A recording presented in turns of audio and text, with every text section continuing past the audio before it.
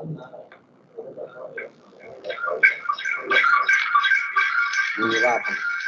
பேச போறேன்.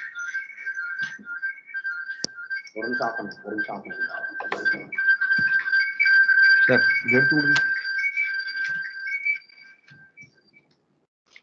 இப்ப செக் பண்ணுங்க சார். ஆஃப் பண்ணிட்டீங்களா sir?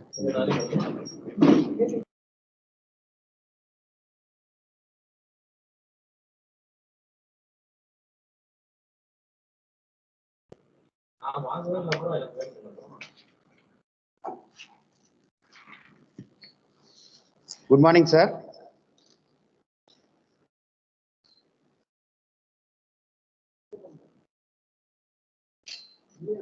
Good morning to one and all present here. This is Dr. P. Karunakaran, Professor, Department of Aeronautical Engineering, Excel Engineering College.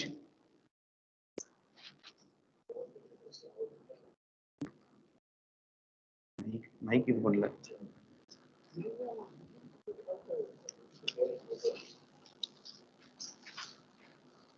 Good morning to one and all present here. This is Dr. P. Karunakaran, Professor, Department of Aeronautical Engineering, Coordinator of Atal FTP on 3D Printing and Design, Excel Engineering College. I warm welcome you all for the faculty development program. I welcome Dr. Y. Ravi Kumar, Associate Professor, Department of Mechanical Engineering, National Institute of Technology, Warangal, Telangana State. I welcome you, sir. And I welcome Dr. R. Nalluswamy, Director Administration, Excel Engineering College. And I welcome Dr. K. Pomana Raja, Executive Director, Excel Technical Campus, and Dr. D. Devakumar, Director, Industrial Research and Research Projects, Excel Group of Institution. And once again, I welcome you all participants. Now we can start the program. This is online faculty development program on global challenges in sustainable manufacturing using 3D printing and design. Now I call Professor Srinivasa Raja to introduce our chief guest, Dr. Y. Ravi Kumar.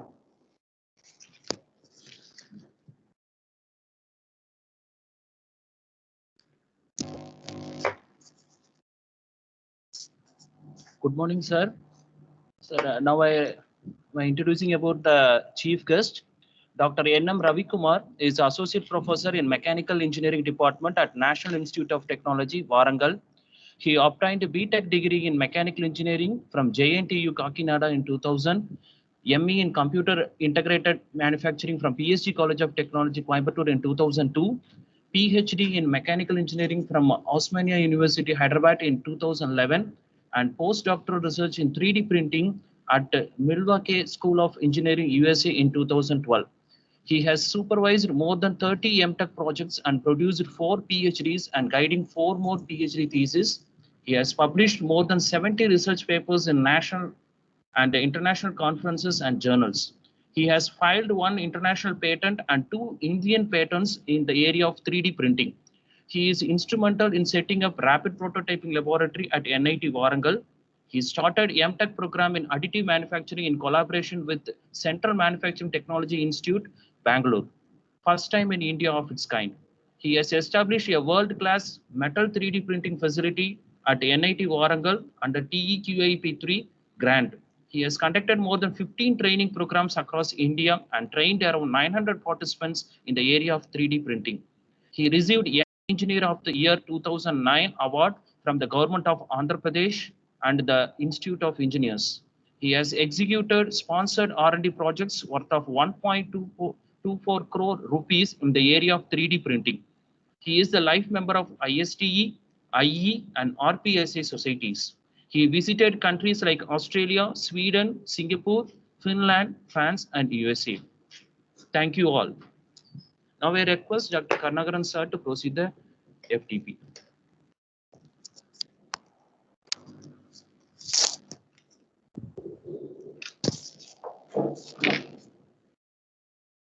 Thank you, Professor Srinivas Raja.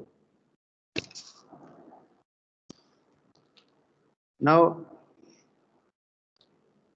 I will hand over the sessions to Dr. Yaman Ravikumar, Professor, NIT Warangal.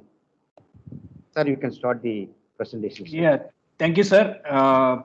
Thank you, Professor P. Karunakaran, the coordinator of this AICTE Atal program, and Professor Srinivasa for introducing me to the participants. So, a warm welcome you all for this FTP. So, yeah. So my screen is audible. My screen is visible to you, and my voice is audible to you, right? Can you please confirm, sir? Yes, sir. Yes, sir. Yes, sir. Thank you, sir. A very good morning, one and all. So, first of all, I would like to thank the management of Excel Engineering College, and in particular to Dr. P. Karunakaran, the coordinator, and Mr. Deepak Kumar, and the other organizers of this program. So, say thank you, one and all. So, I am the first speaker in this FTP. So, my talk will be on introduction to 3D printing and design. So, and my presentation outline or the contents of my presentation. So, starting with introduction to 3D printing and conventional versus additive manufacturing and 3D printing process plan, and I'm bit talking about the materials, 3D printing materials, and recent applications of this 3D printing, and what we do at NIT Warangal, the activities at NIT Warangal, and of course, what is the role of 3D printing in under this now pandemic COVID-19, and future direction of 3D printing. That's what I have planned for this lecture. So let us start with the introduction to this 3D printing.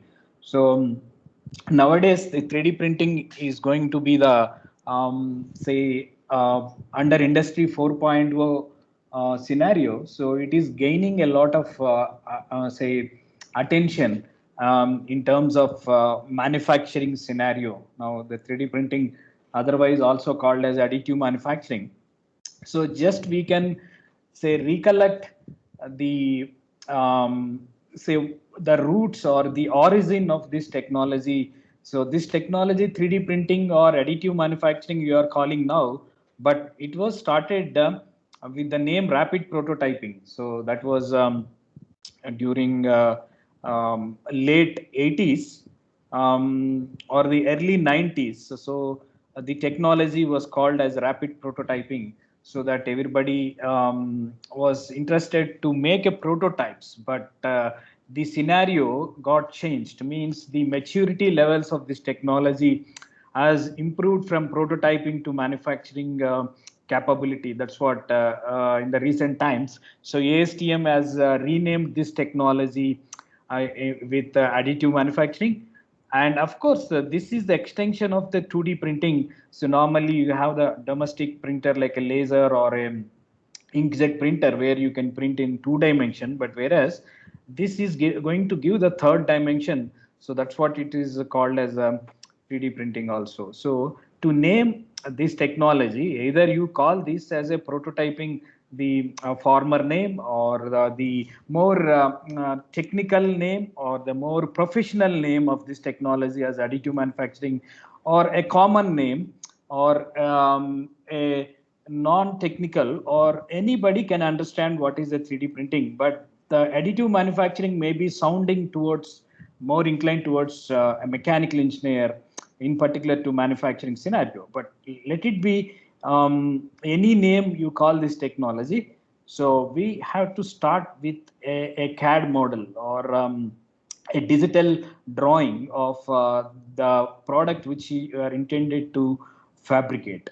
So that is the input where we need to start with this technology. So the digital data, either you start with the CAD/CAM CAE technology, so that is by adopting any say CAD/CAM CAE application, the tool or a software. So you right from the scratch, so you are going to model. So that is the one way of getting a digital data or a CAD data. So, or otherwise also you can have another opportunity or the situation. So where you have already have a physical model. Say for example, in case of product design, so then say product designer might have say sculpted the car body shape by using clay or a foam kind of a material. So artistically it got sculpted. So means where you doesn't have a soft copy or a CAD model in that case. So you have a physical object in terms of a car body in this case. So then so in this case, you may use a technology called scanning, 3D scanning, or reverse engineering procedure. So then you can digitize this physical object which your designer might have sculpted or might have made through clay or a foam out of his own imagination of the car body shape. So then this process called as a reverse engineering. So what I'm trying to say here is, so either you go to digitizing the physical object, also you can get a CAD model, or you can go with the CAD/CAM CAE technology to get your model digitized. So you have two modes of getting the CAD data, or otherwise you can even see the medical applications where you may have a CT or a MRI scan data. So that is also the form of input that you can give it to the 3D printer. Say what I'm trying to say here is, say either you start with right from the scratch by using any CAD/CAM CAE package, or you have already physical object, you get it, scanned it or digitize it, or say reverse engineer it to get the physical object to the say CAD model or a soft data, or you have a CT or a MRI scan data. So that is also the input rather than you convert in this case CT MRI into a CAD model. So then your input data is ready now. So either it is a anatomy of a patient, or it can be a car body, or it can be a aircraft structure or anything, or even it can be right from the scratch. So we can use some CAD/CAM CAE packages to start developing your model. So then any one of these interfaces, you can start your say 3D printing or additive manufacturing practice. So then what is the importance of this additive manufacturing or so-called 3D printing under Industry 4.0? So if you recollect the previous industrializations, like right from the first industrial revolution, like where mechanization was the technology coined during the first industrial revolution, and second industrial revolution where the assembly lines has coined the technology, that is during say 1870s to 1960. And coming to the third industrial revolution where the automation, computers, information technology, electronics was the major technologies that is coined during third industrial revolution. So coming to the fourth industrial revolution, so you may have other say tools or the technologies like autonomous systems or cloud computing, system integration, simulation, Internet of Things called IoT, augmented reality, big data analysis, cyber security. So then what about the manufacturing under Industry 4.0? So the manufacturing is getting shaped into additive, no doubt to say that statement. So the manufacturing is getting shaped under this Industry 4.0. So a lot of surveys or the statistics are saying that so there will be a huge potential for the additive manufacturing So for the in the industry 4.0, say the fourth industrial revolution or the digital manufacturing, whatever you call, or say cyber physical systems or a smart factory. So you name this technology, the industry 4.0 in any way, but the manufacturing is getting shaped into additive in nature. So then what is the speciality of this additive manufacturing if you compare with the conventional manufacturing system? So what is the say advantage of this technology? So, or what is the greatness in this technology? So then for that reason, we need to say recall the conventional classification of any manufacturing system. So then we have to start with the subtractive process, say machining, or now you have a CNC machines or there, say in subtractive process. So then we need to look for the tools. Sometimes jigs, fixtures we need to design to hold the workpiece, and then keep on removing the material, starting with the bulk of material, and then using these tools, and based on your geometry or the component which you are looking at, so you are keep on removing the or subtracting the material, so you're going to get a huge scrap. So in case of a subtractive process, so and one more important thing is, if this component is very simple, so then there won't be much challenge involved in it. Say my component is slightly changed from say simple step to, say for example, some kind of say coffee cup. So this coffee cup, so if you want to machine through subtractive process, so then we need to say look for several constraints. So why? Because so the cavity is too deep to machine here. So what kind of a tool you are going to adapt? Say you have undercut here, so then it requires a minimum of 3-axis machine, and then in order to fix from the bottom, so we need to have some fixture to be designed, and it can be fixed at from the bottom to hold the workpiece.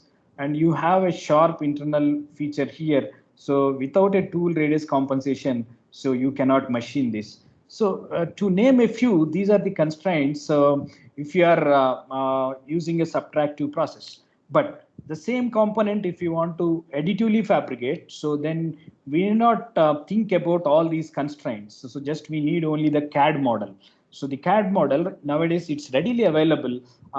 You have, it is not that much difficulty to get it modeled, this kind of a component through using any CAD/CAM CAE modeling system. Now you have a lot of open source softwares and cloud-based systems, and Android-based systems also, CAD/CAM say tools also available. So not that much difficult to model this kind of an object.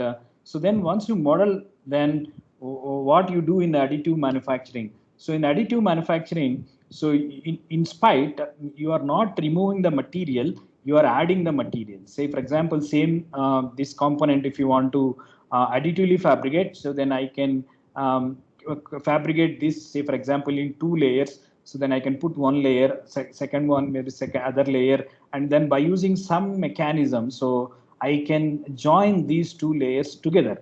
So either it is a simple step kind of a geometry, or it's a coffee cup previously we were discussing. So then it is going a layer by layer, so no scrap, so or any other say constraints. So we have been discussing for the subtractive process, so we need not worry about all those. Just we need only the CAD design, and the material is available and the machine is available.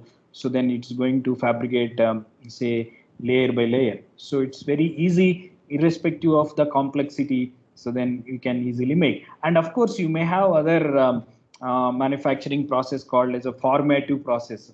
So in the formative process, what we do is, so you will make a die or a mold of the shape of the component which you are looking at. So means we need to, for each and every component, so we need to make a die.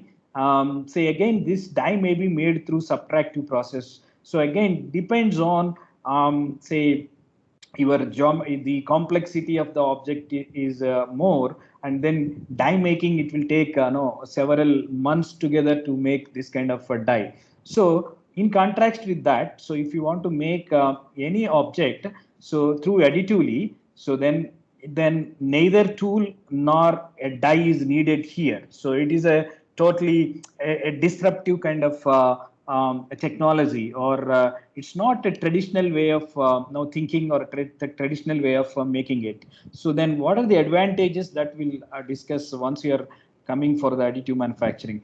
And of course, the next thing which we need to talk about is the cost. So how do you compare the cost of the part with all these three say technologies which we are talking about, say formative process, subtractive process, and additive manufacturing process. So if you draw the graph between the cost versus the number of parts, so of course we can see a bit of similar trend in case of forming or a subtractive process. Once you increase the number of parts, means if you go with the mass production, so definitely the cost of the part is reduced drastically. But we cannot expect such kind of a trend if it is additively fabricated. Whether you make a single part or you will make 1,000 parts or million parts, but the cost per part maybe remains same, or slightly it is reducing, but not exponentially, it is not reducing. So then that is the observation which we need to say look at. So but let me introduce the parameter called complexity. Say if my product is this kind of standard cylinder and some say fillets or some kind of circular holes, so then my existing formative or subtractive process, it won't have much difficulty to form or to machine this kind of object. But my designer has slightly changed this design from this standard cylinder and standard say analytical shapes, but designer has changed to a kind of a different design philosophy, or some say bionic design, or some say nature inspired design. So he has made not with the standard no cylinder or a standard shape. So then if you want to make the same object or same component through formative and subtractive, so definitely the cost of the part will be increased, and then it may not be done in a single setup or single say go, but we need to do a lot of you have to incur a lot of money, and of course the manpower we need to put it. But what I'm trying to say is, so whether this part you are doing in additively, or whether you are fabricating this part, so it doesn't make much of the difference in terms of cost, or the in terms of the efforts that you can do it, right? So then in that case, what we need to do, what I'm trying to say here is, so the complexity, once you increase the complexity of the product, so then additive manufacturing will respond without the additional cost. So you can do it very easily. So means the complexity is the free of cost here, in contrast with the traditional manufacturing practices, like where the cost will be increased once your complexity has say increased in terms of your cost per part.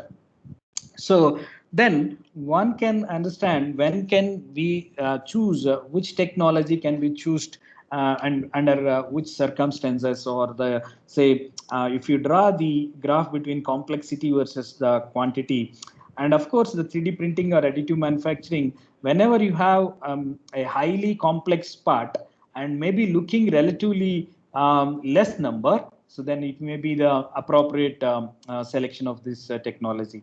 And your complexity is medium and the quantity is also medium. Probably CNC machining may be the right choice. And your complexity is say low and the quantity is very high, and then you may go with the investment costing. And further, your complexity is medium and the quantity is very high, and then you may go with typically injection molding practice. So with this decision curve, so one can choose which technology will be the optimum or best suited technology. Say, um, then what are the various steps involved in a 3D printing process? So as we understood, it should start with the CAD model, the same example. So if you want to take a cup of coffee, so then we can go to any CAD CAM say package, and then say we can quickly make this model, the part here. I can make a CAD model, and further I can convert it as STL file.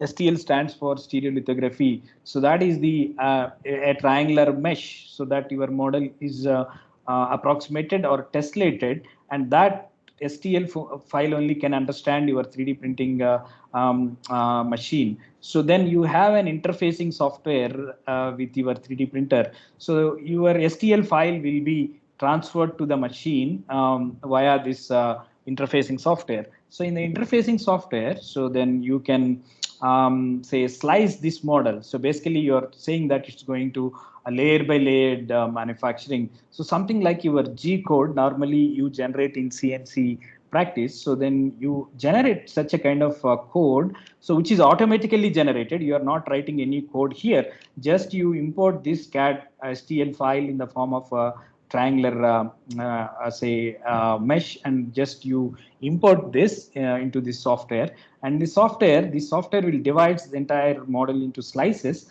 and it will generate a kind of say commands, and that commands will be sent to the machine. And the physical fabrication, so digitally or virtually you have generated that say tool paths, then it can be physically realized from bottom to top, layer by layer, one layer upon other layer. So depending on the material that you are using it and different energy sources you may be using it, so then your material will be processed, and then it will be getting shaped as for your say CAD model, which further you have derived the cross section, so it will go accordingly. So once you have built that component, so then we need to remove that part from the machine, from the platform, and then we need to do some post-processing operations, maybe some supports generation which you have given for the easy of fabrication, or we need to clean it, or we need to,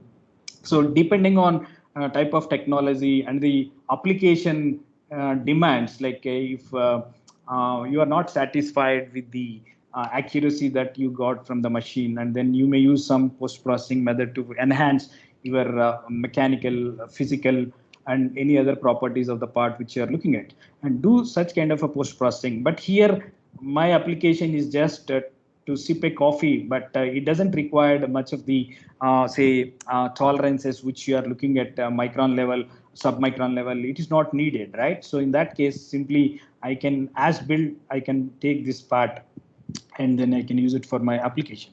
So this is a typical steps involved, irrespective of any technology. So irrespective of the material that you are using it, so then you may have these processes should be followed, these steps should be followed.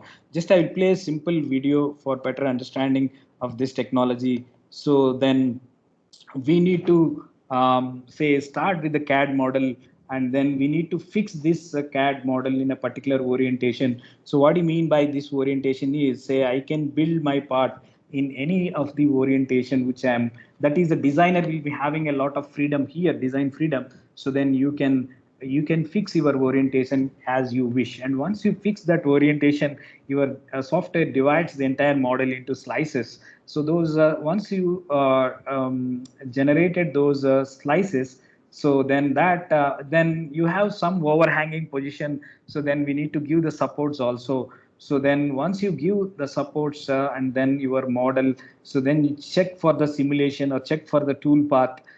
So then once this tool path is everything is okay, then you send that tool path or the commands to the machine, and inside the machine, so this is basically an FDM based system. So the raw material is a filament, ABS or a PLA or a PEEK or any polymer that can be thermoplastic, can be extruded, or rather than it will be melted, and it will be say in a semi liquid state. So it will be extruding through the nozzle, and one layer upon other layer, so it is getting fused.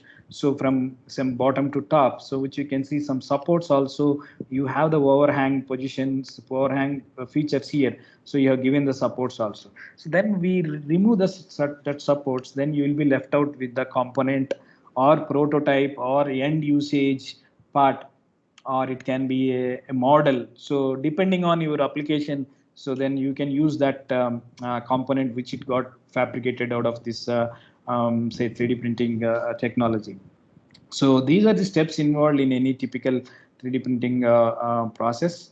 And then if you see the detailed process plan, actually normally process plan in terms of a subtractive process, then we need to talk about how many machines that it will undergo. Like say it starts with some turning and then followed by some grinding and then followed by say finishing operation like that. But here you have a totally different set of process plan here. So then what are the process plan that we need to follow? So before starting that, let me have a design will be the my talk is also 3D printing and design. So why design has given a separate importance here? And of course, design is the major say challenge, or the most important aspect of 3D printing is design. So means it's not like hardware magic, but definitely it's going to be the designs magic. So why I'm saying this is, say for example, say I probably you may come across a different design methodologies in a conventional CAD/CAM say practices, like which we can see this journey was started with parametric modeling and then generative designs. The recent trend will be generative designs and topology optimization and lattice structures, the biomimicry or a bio designs. What do you mean by this, and why you are talking about this stuff here in terms of 3D printing? Yes, so you have say for example, I have a design, a bracket, aerospace bracket. So this bracket, so then I can make more lightweighted structure than the traditional design, which people in aerospace, you will come across these kind of brackets, right? So then you can make it very lightweighted designs. And design is not the solution, so fabrication is the destiny. So then how do you get fabricated without compromising the functionality of your say the product? And of course you can divide this into say design space and non-design space, or the critical features. Say for example, you have these say holes, so those are the critical say design space area. Then you can keep those features as it is, but you can unnecessary weight can be reduced. So then you can iterate this design and then come out with the best design, and then you can 3D print them. So it is very easy to do. This is a typical topology optimization we do, say. And then even one step ahead, like we can even mimic biomimic the say a cell structure. So basically we in order to make more lightweighted structure, so even again in case of aerospace or medical, so which we may be looking at intentionally say making some lattice structures here. So for making a lattice structure, so then you may even design this say by using cell biology, by mimicking the cell biology with the lattice structures. So then I can even fabricate it. So the not only design, so then I have to start with the design, and further I need to fabricate it.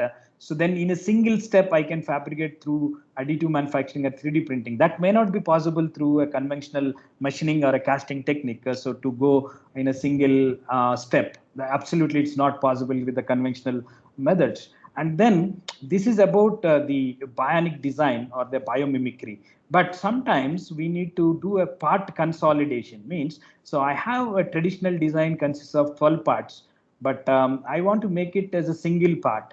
So then that's what a generative design concept will be used here. And further, I can fabricate this. So then I can save a lot of cost, a lot of say weight in terms of aerospace components. So then it's always say 1 gram or 2 gram saving of weight is also wonderful for an aircraft industry, right? So then definitely you can even make a part consolidation or more generative designs, and further you can print them. So you have a plenty of tools to do these kind of designs, maybe starting with generative design, topology optimization, or a lattice structure, or a bionic designs. So then you have a lot of tools to be used, and further the fabrication must be done only through additive manufacturing or 3D printing.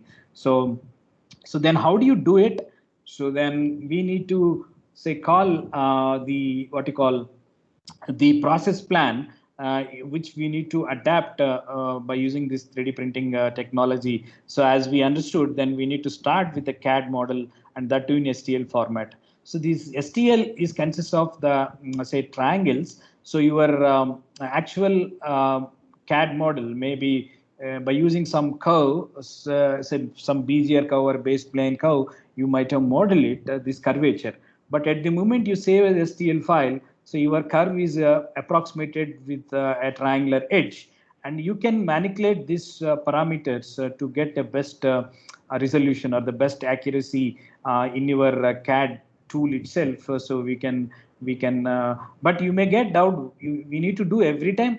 The software will by default it will give you some parameters, but even further you can optimize as for your wish. Why? Because if you are not properly optimized these parameters during your design, so then you may the very well known saying that if you give the garbage in and you will get the garbage out. So similarly, the 3D printer cannot so analyze or cannot check for the errors. So simply whatever you do and it's going to replicate. So then that is our responsibility to make a very sound or very accurate representation of your CAD model to the STL file.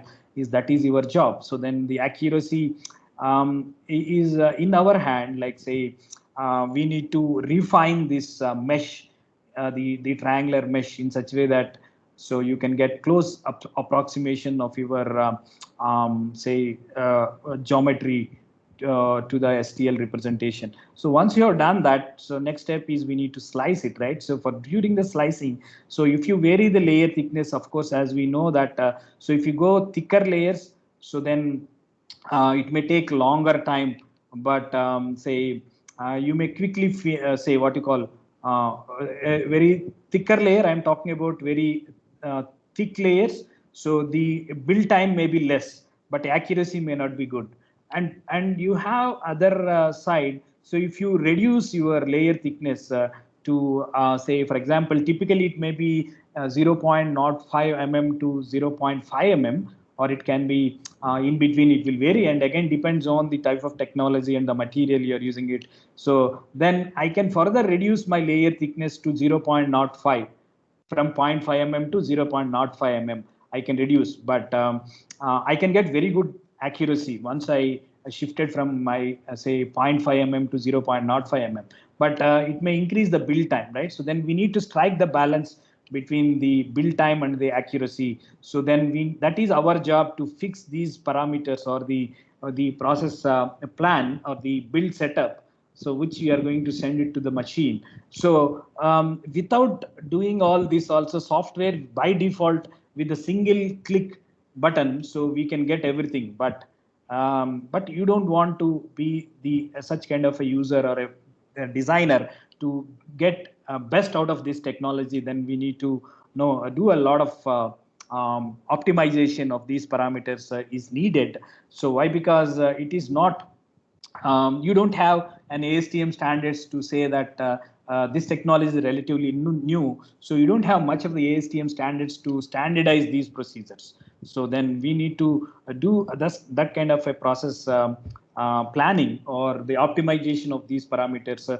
that is in our hand, that should be done. And further, once you have done this slicing, and then you have the contour or you have the outer cross section, and then by using your nozzle, if it is FDM system, previous video also we have seen through the extruder, so it is getting the extruding. So you are going to fill the material. So first it will start with the outer contour. Say you have some pentagonal shape, and outer pentagonal shape it will be first say done, and then further it will be filled. Say either you can vary your say a tool path. Maybe I can go with a raster, or I can go with contour, or I can vary this raster angle, say density. So you have a lot of freedom here in terms of fabrication. So then we need to make use of that freedom in order to get the best quality of the part. So again, that is a trial and error thing. So means then that is our job to come out with the best process parameters of this kind of process, right? So then one can understand and one can work on these parameters, process parameters. So then only we'll get the best what you are expecting from the additive manufacturing or 3D printing. Otherwise, you cannot exploit this technology as you can. But once you are using a default parameters with a single click, also you can generate all this process plan. And say previous video also I said that the orientation should be fixed. So what is the importance of this orientation of the part it's going to fabricate? Say for example, you take this say component, some wine bottle or the wine glass, this wine glass. So you can start with building from say first layer, second layer, third layer, maybe some 20 layers are there, and it will start from bottom to top. And then you have fixed this as a orientation, the building orientation, part build orientation. And we can see some error here. Why? Because this is called as staircasing effect. Why? Because one layer upon other layer you are going to say deposit, so through your nozzle. So then you can anticipate some error here, first layer, second layer, and third onwards you doesn't have much of the layer. Why? Because this surface is flat surface. But again, if you come this portion, so where you have a curvature and you have some error here. So if you build in this orientation, so and you count or you measure this volumetric error. So by summing up each layer, so what is the error that you are getting, and the total error, if you find out the volumetric error of this component you build in this orientation. And I have other sample, say 45 degrees. If I orient and start building it, I can have more error with the 45 degree angle. Why? Because each and every again, it depends on your layer thickness also, but here you have more error than this orientation. Say software may suggest any one of these say orientation, but you may be looking at say maybe a specific application or specific requirement. So then one can understand fixing your orientation is going to be the crucial in your process plan of your additive manufacturing cycle. So then one can understand this, and then which orientation will be the optimum orientation for your requirement or for your application, right? And then, as we already said, the thicker layer and thinner layers. The thicker layer, say you may have even more error, more gap. And if you reduce the layer thickness, almost your error will be minimized, but the build time will be increased. And then we need to strike the balance between your build time and the accuracy. And the other challenge which you normally come across 3D printing is a support structure generation. The support structure generation again, so if you build in this orientation, hardly you may require say supports. But if you build in this orientation, so we need to give overhang here, right? So then we need to give a lot of support structure here. The same case if you have other component. So if you orient this component, the z-axis, the axis of this say shaft is in z direction, and then you can have this much support material. The blue color is support material. And the same component, if you are trying to build in other, so the axis will be aligned in this say plane, and then you may have a different amount of the support material which it requires. Say, what I'm trying to say here is, so your support structure, then we need to tackle, and then your design for additive manufacturing, a good designer for the 3D printing say scenario. So then he can come out with a different, slightly modifying your original CAD design to some other design. So means what I'm trying to say, design for manufacturing concept, DFM. So design for manufacturing is, so at the moment your designer has designed something and your manufacturer should not say that it's not manufacturable, right? So then it should be more economical way, it should be a manufacture, the cost of the part should be minimized. So once you are using a particular design, and similar way, your design for additive manufacturing or design for 3D printing concept, so it should give me the minimum cost of the part. So then how do you get it? Say one way of doing it is, can you minimize the support structure? How do you do it? So then can you slightly modify your original CAD data and to accommodate the support structure? So just I am opening some thought to you. So need not be a support structure, even it can be say sometimes supports may be majority of the systems it requires supports.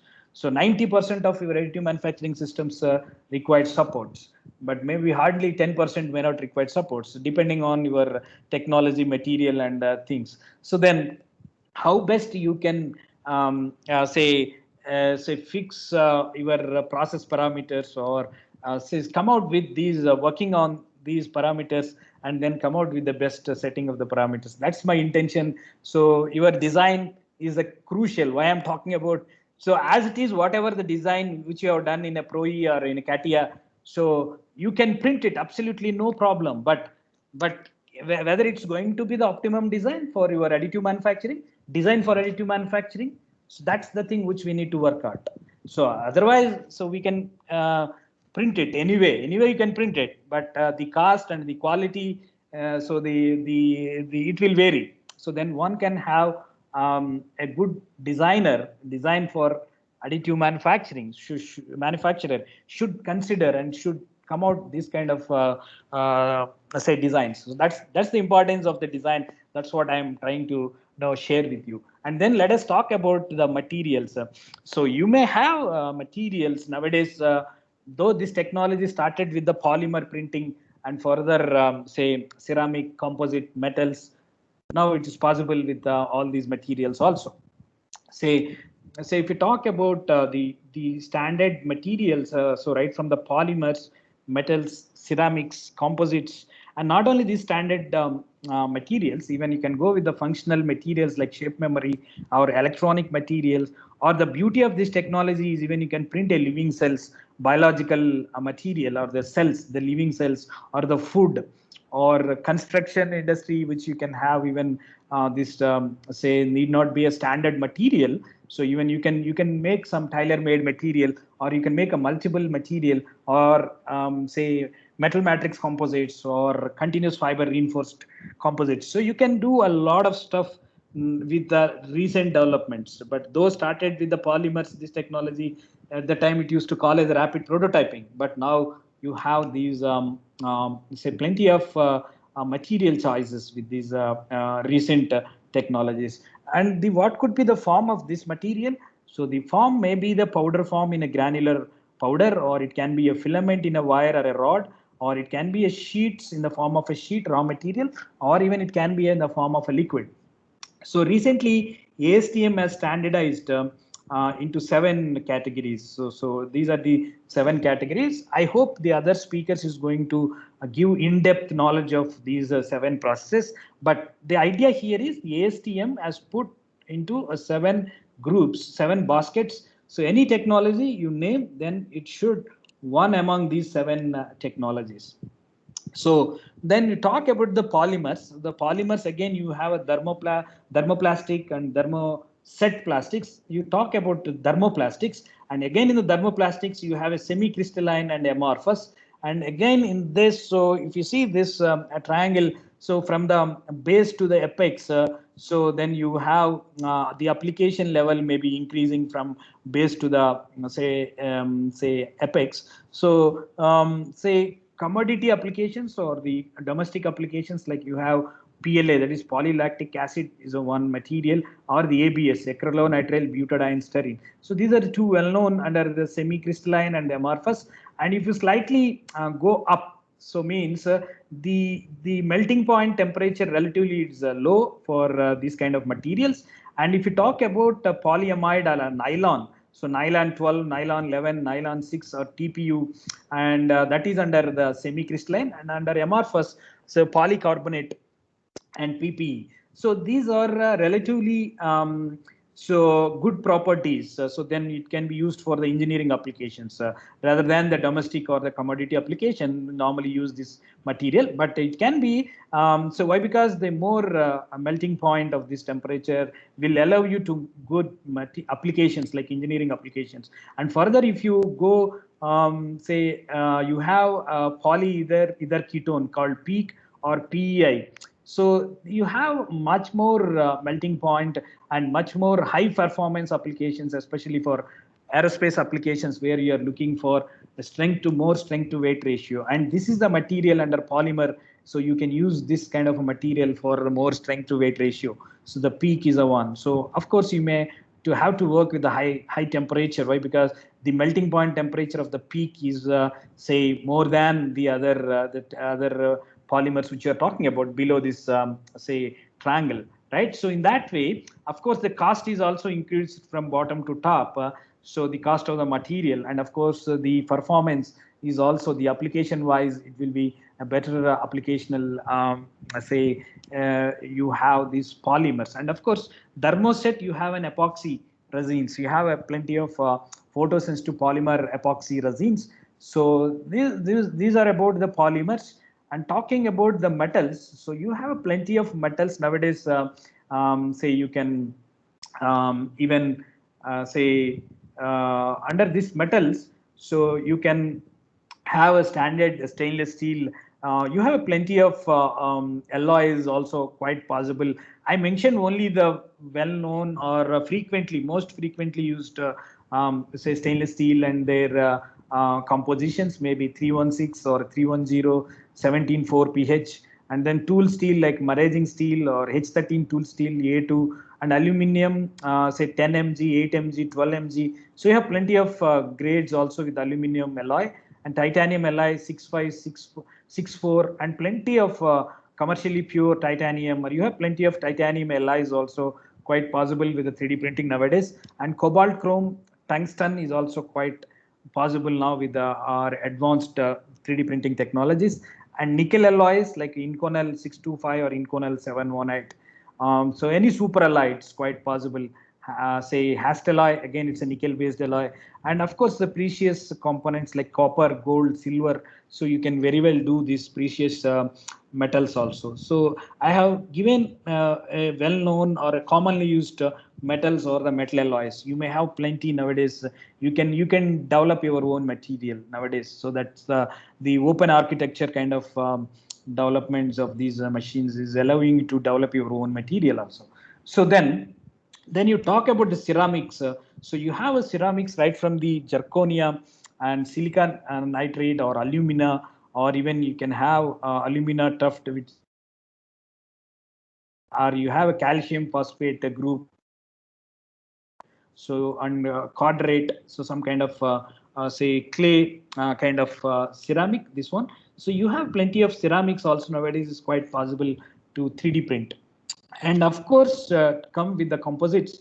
So the composites relatively it may be the new to this 3D printing group. You have the composites. So right from the say these composites, so you have a plastic fiber reinforced plastics. So it can be a onyx or a nylon. So or it can be a continuous fibers, can be a carbon fiber or a Kevlar or a fiberglass or HTST fiberglass, or it can be a metal matrix composites. So plenty of developments are happening under the composites is relatively new to this 3D printing, but in the recent times it gained a lot of attention in terms of these composite developments, the material development for the 3D printing. But you may have other materials rather than the standard polymers, ceramics, composites, and metals. So even you can 3D print wax, you can 3D print sand, and of course you can 3D print glass, you can 3D print concrete, you can 3D print living cells or the skin for the organ printing or a bioprinting. And then of course you can 3D print food is also one of the material. So to to name these some of the materials that you can. And apart from this, you can even have a novel materials, like it can be a functionally graded materials, or it can be a multi-material object. Say I have some LIB and LIA, so I can say over the height, so I can gradient these composition, so I can have a different set of alloy. So by varying my composition, so across the length, so that's normally called as FGMs, the functionally graded materials, or even it can be a metal matrix composites. So you can do very well with these with not a great difficulty, but you can very easily do this kind of materials through 3D printing. So then you have, as I already said, you have a 7 processes. I'm not going to talk on these technologies. Somebody else may be going to talk on these technologies, so the other speakers. So what I'm trying to say here is, so just I will play 1 or 2 videos. One is related to metal and one is related to composite, and one may be polymer. So I will try to play these videos, which we can have a better understanding of this technology.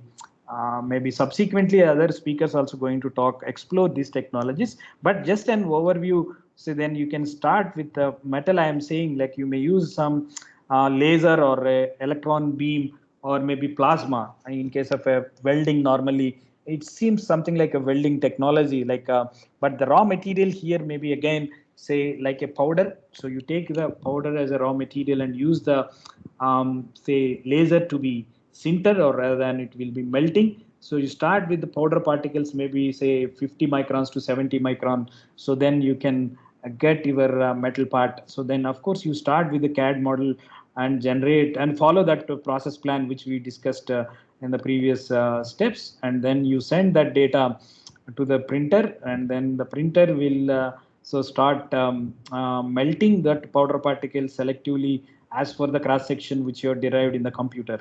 So it's going to do that way. So once you have done that, you take out the part from the say platform, and then do some support removal, and then remove that supports, and then further you can do some say filing or some finishing operation to be performed, and then use say even use some kind of sandblasting or kind of a thing, or short pinning methods to further improve the accuracy or the quality of the parts. So in this way, where you can even start with your say metal printing, and similarly you can even go with say composites also. It may be recent times it's gaining a lot of attention towards composite printing. So this is an fiber reinforced composite part which it is additively fabricated.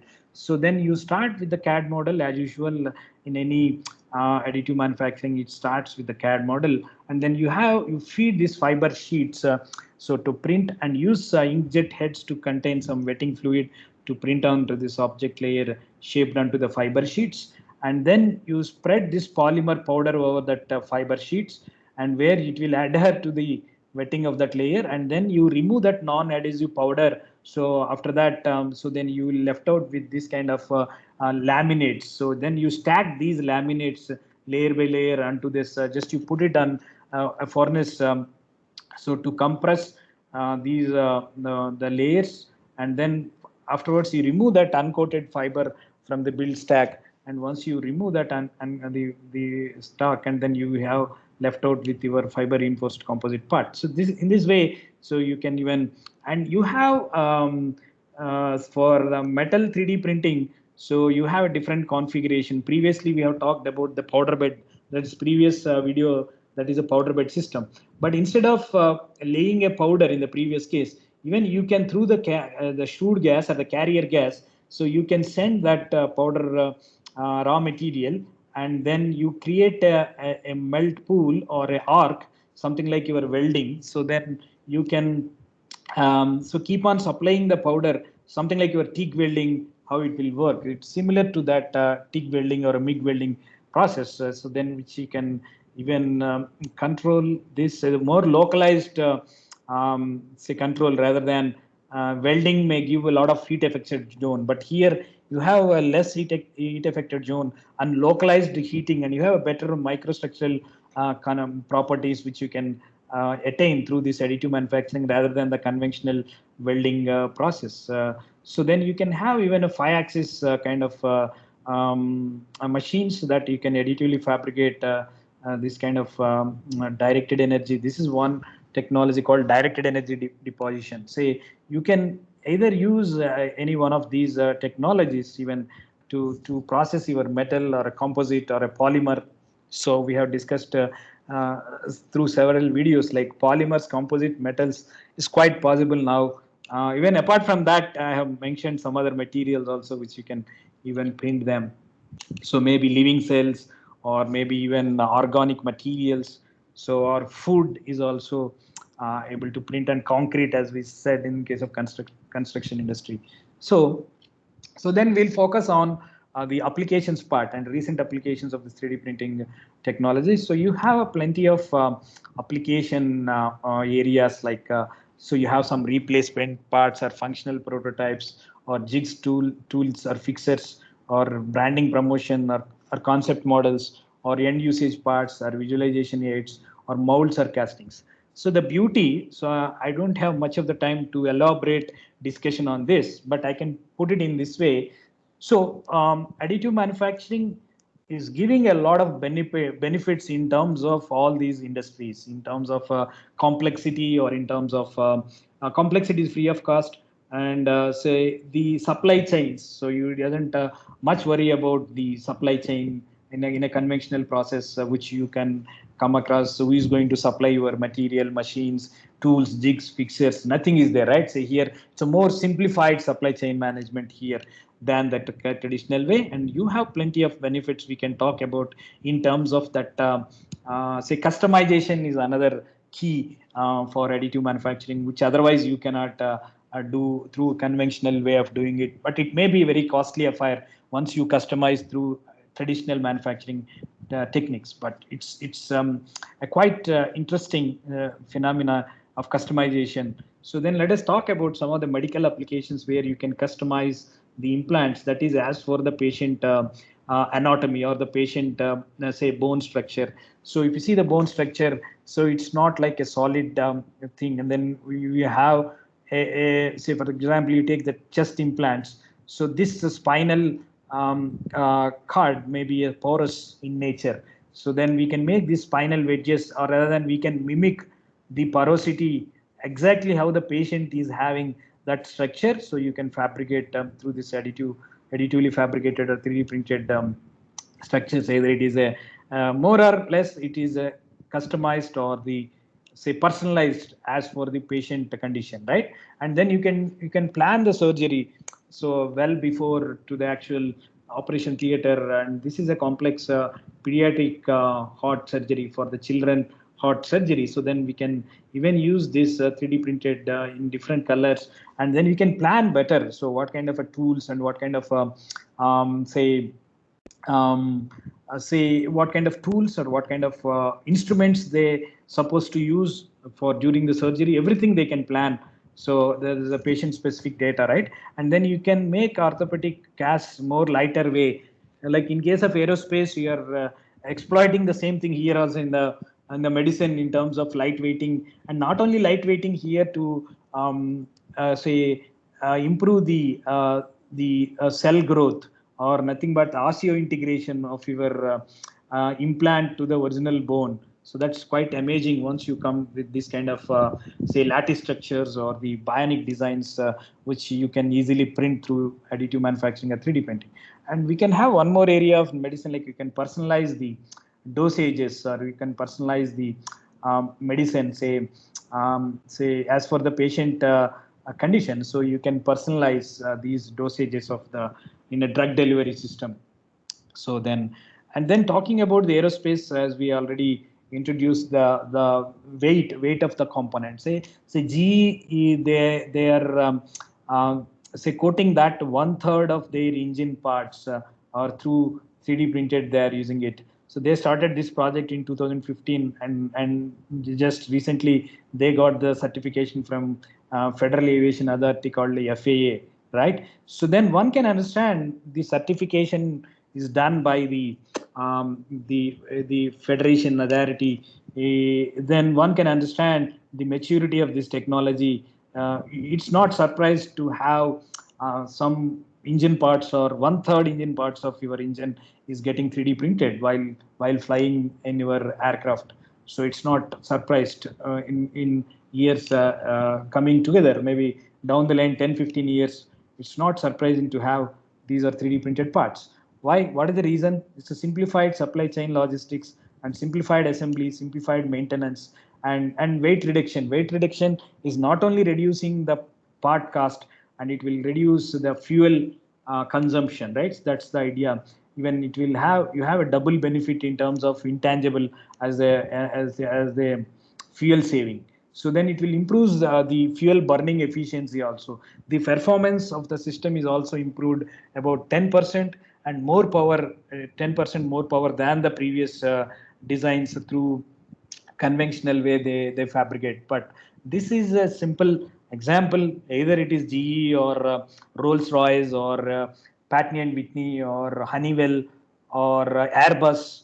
So all these, why these guys are looking for metal 3D printing especially. So then it can be even a lattice structure, as I already said. So to improve the heat carrying capacity, say you have a combustion, a fuel injector, and you have a thrust chamber, and you have, if you introduce a complex lattice structure, so which your cooling rate is improved, and not only cooling rate and the light weighting of the structures. So that's what again, so a very good advantage for an aircraft industry, like where you are looking for this kind of otherwise we need to go with the CNC machining. It's very difficult to machine a nickel alloy, that is 718, but it's which you can see these designs or lattice structure, lattice based or bionic designs. The performance of the system is also improved, not only reducing the cost, and the performance of the system is also improved. And then we can extend the same thing for the heat exchangers. And the best conductor in the universe is the copper. Now copper is also 3D printable with the latest developments. So then we can have the best design in the universe. So that is the lattice structure or the bionic design, which it has inspired from the, say, from the lungs or some nature or some say cell biology. So then that's the beauty, like where you can say more performance in terms of material, in terms of design. So, and you have a lot of freedom here to come to 3D printing practices. So of course, in automobile, similar lines, you can have an automobile industry. So where you can use this small series productions or the customization or the say it can be a wheel design or it can be a dashboard design. So you have plenty of applications in terms of spare parts or small series customization, tooling, design cycles, and quality enhancements. And of course, you can use it in a tooling industry in a much extended way, like in terms of injection molding dies, or in terms of say investment casting wax kind of sacrificial patterns, or die casting dies. So so you can make a lot of stuff in terms of tooling applications. Either you can even make a sand cores and sand molds for the metal casting applications. So you can further so cast them in metal, and then start with sand cores or sand molds for your digital foundry. Now your foundry is becoming a digital foundry. Why? Because so with this 3D printing practices, so like it can be a jewelry application or it can be any application, so which you can use this technology for, say, art and jewelry again. So you can have more customized designs, and nowadays your precious materials also can be 3D printed, either in terms of gold or silver or platinum, titanium. So you can print them in more any complex designs. So, and of course, still in jewelry, people may go with the investment casting or a last wax kind of casting procedure. For that, we need to have the say wax pattern. So we can very precisely print these wax patterns, and further you can cast them. So this is one of the Indian case study. So the biggest users in India 3D printing is concerned is the jewelry industry. So you have plenty of scope to work on this, and of course footwear and the fashion industry. So you can customize maybe an athletic or maybe a diabetic patient which he need a customized shoe sole. So then you can very well customize to a particular patient or an athletic. So that's what like Adidas, Nike. So it's not surprise to wear a 3D printed shoe in a very near future down the lane, 6 years. Why? Because so they have started, they stopped giving these orders to China or Vietnam or India.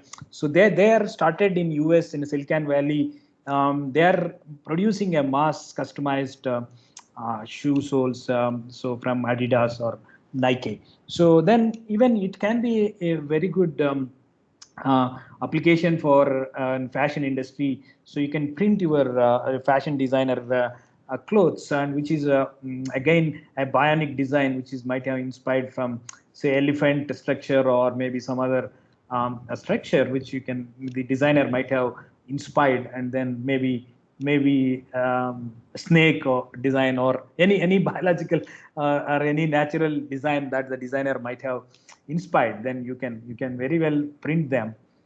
And of course then how do you like to have eat or taste chocolates, 3D printed chocolates or 3D printed candies or a shoesies or burgers, or even it can be a pizzas. So you can customize, right? So that's the driving force here. So you can customize your recipe as for your taste and as for your dietitianer suggestions. So this many carbohydrates or this many fat or good fat or bad fat. So you can customize, right? Say, so that is the biggest driving force here, 3D printing food. So you can customize your own recipe as for your requirement or as for your dietitianer suggestions, right? So, and of course we'll come to an educational field. Say this is going to be the best tool for a teaching aid.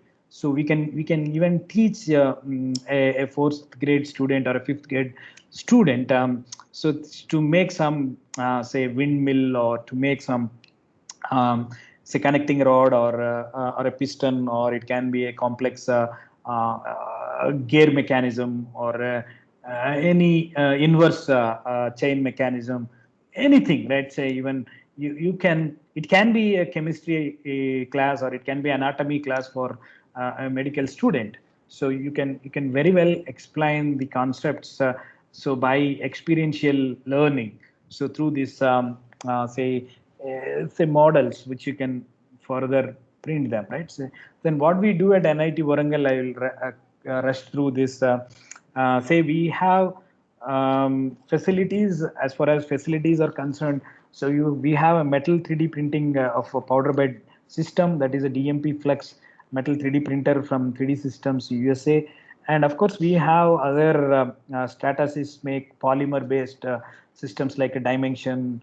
We have Mojo and we have Ultimaker, and we have a couple of scanners for reverse engineering applications, and of course muffle furnace and the short pinning for the post processing of this metal printed parts. And softwares we have Mimix, Magix, Thematic, Catalyst, and 3D Expert as far as 3D printing software is concerned. So even in first time in India, we started an MTech course in additive manufacturing. And somebody is interested, you can visit our website nitw.ac.in. And even I kept around 40 lectures in my YouTube channel. If you are interested, even you can visit and subscribe my YouTube channel, that is AM Lab NIT Warangal. So if you go to YouTube and just you can type AM Lab NIT Warangal, so you can find my channel. So then if you are interested, and further if you want to hear from me, then you can visit my YouTube channel also. So then we can use the students can make use of this technology for some student projects. To name a few here, like so the intake manifold of an IC engine, the existing IC engine. So the intake manifold, in order to improve the volumetric efficiency of this engine. So then you can come out with different configurations or different geometries, and we can test it, and finally you can print them and you can fit it to the IC engine. So then one of the students has done, and then you can make this design, fabricate your what you call engine cooling fin for for a two-wheeler, this one. So this is an casted one. So started with designing and making a pattern, master pattern, and further casting it in cast iron through say casting process. So then you can even think in that way, like if you don't have a metal printer directly, you can print it in cast iron. Of course, you can use this say intermediate step to make a master pattern, and further you can cast it, right? So, and you can give a project to the students for your say unmanned aerial vehicle or your quadcopter. So except electronics, so everything can be made very lightweighted structures, as we know that through the lattice structures design. So you can make more lightweight structures, right? And then we can customize the prosthetic hand. So the amputee which he lost his hand, so you can customize as for his requirements. And you can even make some so robotic arm. One of the student has made this robotic arm is integrated with the Arduino programming, so for picking and placement of the robot. And even inverse kinematics is also incorporated in terms of the MATLAB coding to integrate this typical robotic arm for picking and placement applications. And we do research on the process parameterization of the metal 3D printed parts. So by varying the laser process parameters and the powder characterization and the powder, so then we do a lot of research on this in terms of coming out with the best process parameters set. So then a lot of process parameters, you can have around say 30 to 35 process parameters will be influencing the quality of the metal 3D printed parts. So then we do research, and somebody is interested, you can refer these papers also. And then further, after post processing means as during the furnace treatment also, you can control the microstructural properties, so metallurgical properties of ferrite and austenitic phase into the austenitic phase. So once you do heat treatment, so then one can understand as built. So this is a wear rate of a as built part. And after post processing, so like after heat treatment, so we can see a drastic improvement in terms of wear properties, or in terms of tribological properties that we can even enhance even through this post processing methods. And then let us come to the last part of my presentation, like how it can be used for the COVID situation, the pandemic. And of course, we can even customize the say PPEs, or in terms of face shields, or in terms of goggles, or the masks. So which you can even customize these things, and then you can print them, right? So this is one of the applications that we can say.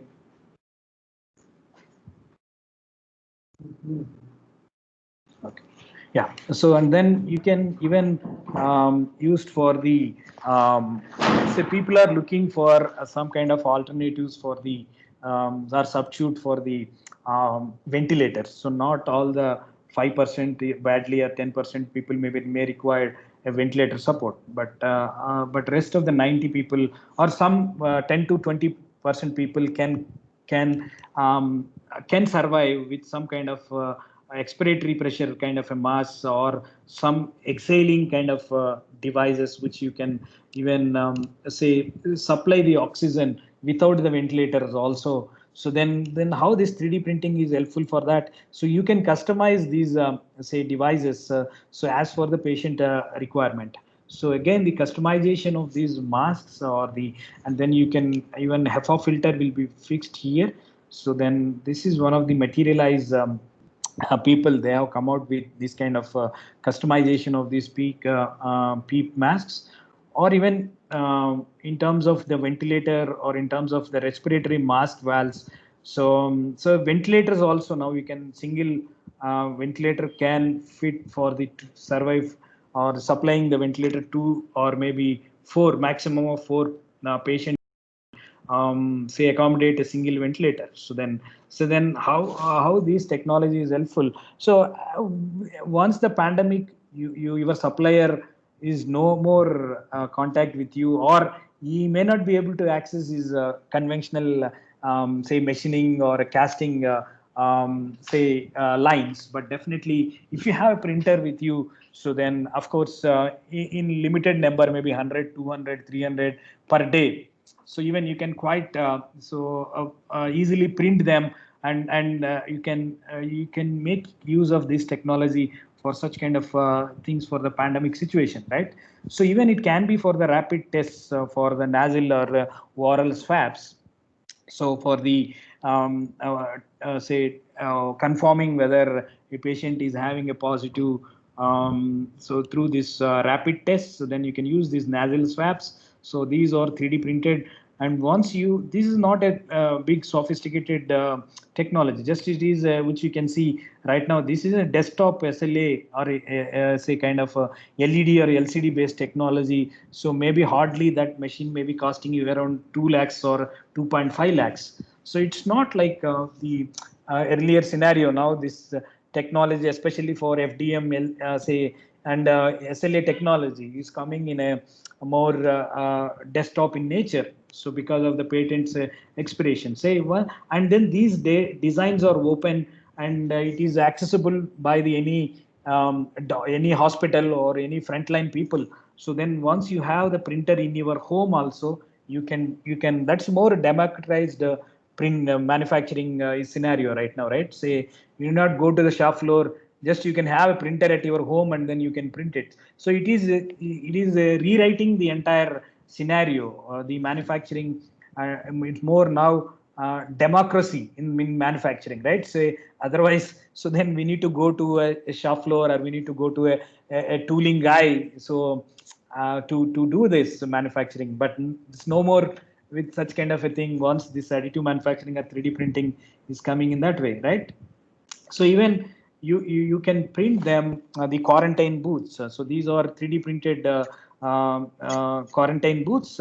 Of course, this is one company called say Winsun, Chinese company. So they have printed around 15 to 20 quarantine booths per day. So just for the quarantine booths, and for they have given the electric and water supply to these quarantine booths.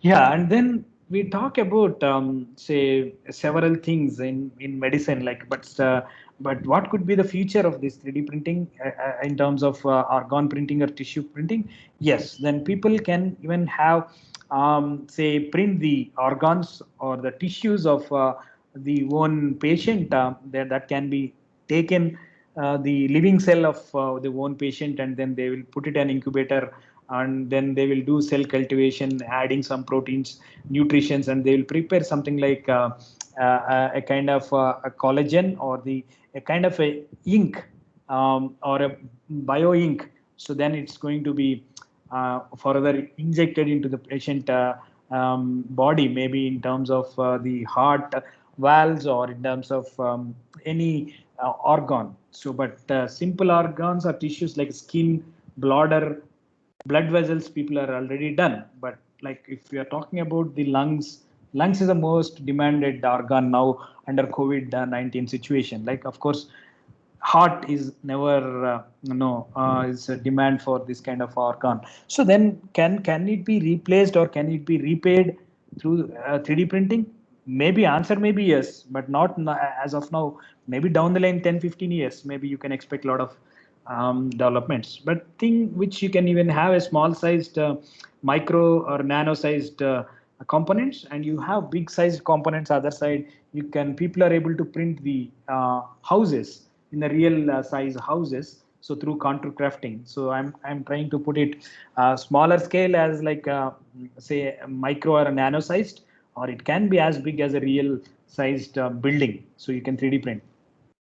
And of course, if you integrate robotics and the 3D printing, so further you can do miracles. So that's what Nanyang University or GXN Denmark. So they are integrating the unmanned aerial technology to the 3D printing technology. So where you can unmanned aerial vehicle can crawl or swim or fly, and during that actions you can even 3D print. So that's the idea of these companies or the universities are working on that.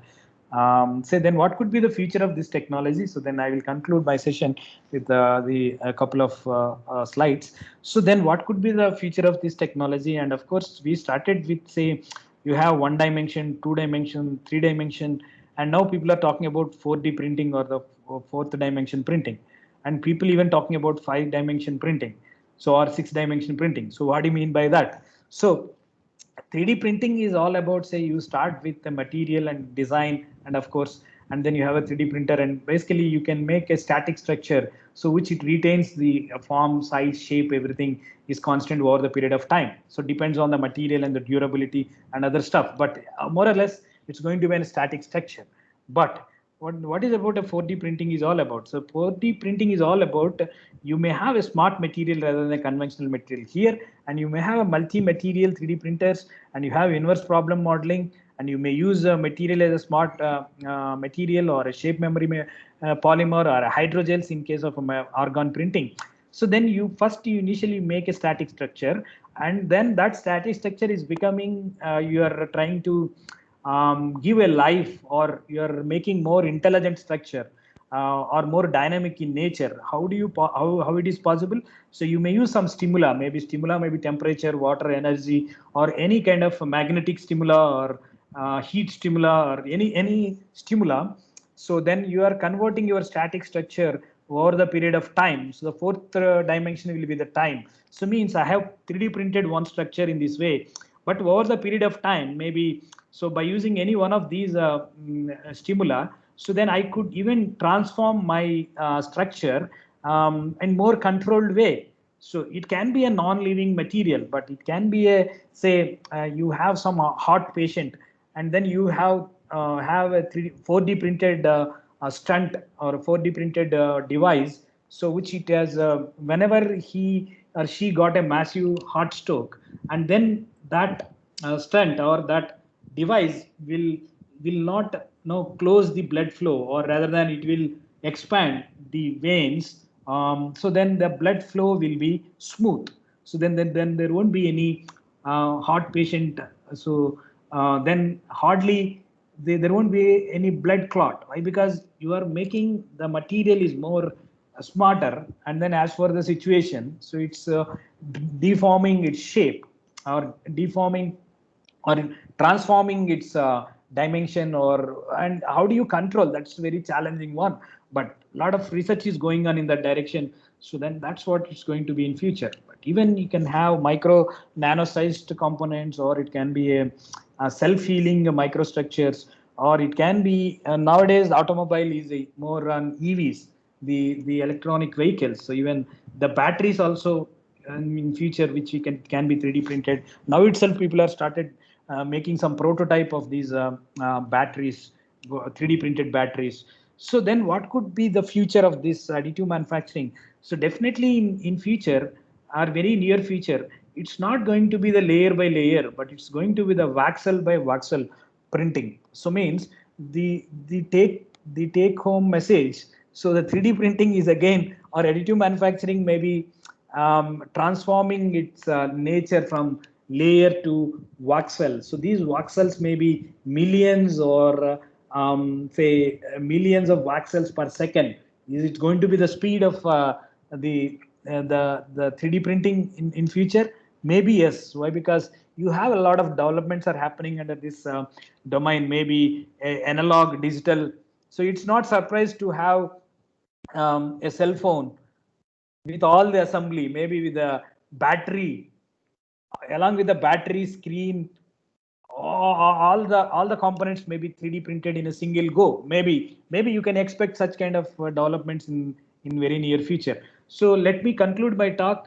So let me summarize what I have done for the past 1.5 hours or so. So then we have talked about the importance of 3D printing technology under Industry 4.0, and we have compared the conventional versus additive manufacturing, and steps in 3D printing and materials, various materials in 3D printing technology, and recent applications of 3D printing, and the activities at NIT Warangal, and how it is useful for the COVID-19 or the pandemic, like in terms of PPEs, ventilator parts, or diagnostic nasal swabs, and then future direction of the 3D printing. That's what we have discussed for the past 1.5 hours. So I hope I have done from my side. So then I will be handing over to the organizers to have the question and answers session. So then I will be handing over to you, sir. Thank you, sir. This is Deepak here. Yeah. If any one of the participants need any queries, you can ask that by unmuting your mic, sir.